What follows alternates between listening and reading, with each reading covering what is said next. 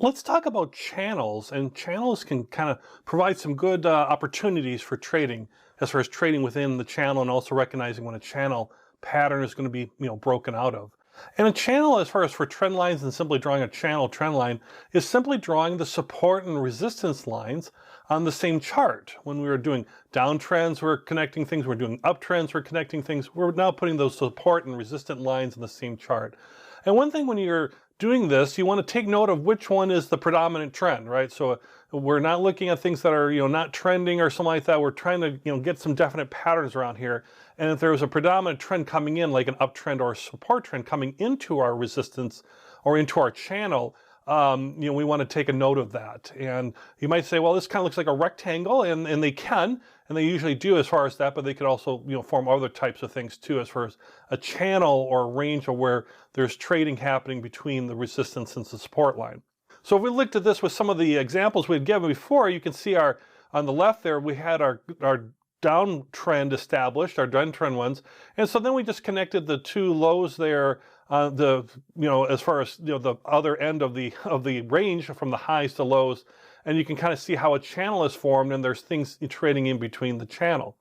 So for example, on the left there, where had it broken through where the downtrend ends, let's say the downtrend hadn't ended and it turned back down towards going lower, then we would be watching that other channel to see if it would hit that support line at the bottom there of that channel and then rebound back up. Might be something, or trade with inside the channel. But in this case, it did break through and it formed some new stuff. You can see also, or some new trading kind of sideways, up and down type patterns. Until really getting now that we saw on the right, the same deal where we are connecting our tops and our bottoms, and now we have a new, in this example, have a new downtrend. Look at all those red close days in rows. There's 6 of them there, and you can see a pretty well-formed channel, forming along that too. Is the idea that we're looking at, is basically connecting the tops and the bottoms to kind of get a view for the channel. If we looked at another one, let's say on an uptrend, and this is the image you've seen before when we were talking about uptrends, you can see we had that bottom line, the support line, and we were buying on the second or third touch. In this example, let's say we're buying on the third touch, and we're now connecting the highest highs as far as, looking at that channel, and you can kind of see it more spreading out this channel. And this is where you can get into more of a dynamic process, because you could look at that and say, well, maybe if I adjusted my lines and didn't start at that first day there where I started lines, maybe if I go 2 days in, it might look something like this. Well, then that seems to be a little bit more of a narrower range, a more maybe accurate type thing as far as understanding what my channel resistance line on top might be, right? So there's a difference between those two different ways I drew it. The first way was, an accurate way, but the second way, if I was also to start my support line at the same spot, ideally that's what you should do, or you could do, but you might say, okay, this looks to be a little bit more accurate as far as what's going on, at least at the current moment. And then you can, combine you combine this with other things too, just like we saw that bearish engulfing candlestick. This might help where I'm looking at the channel and I see that that big red bar, engulf the previous up close, where it engulfs that.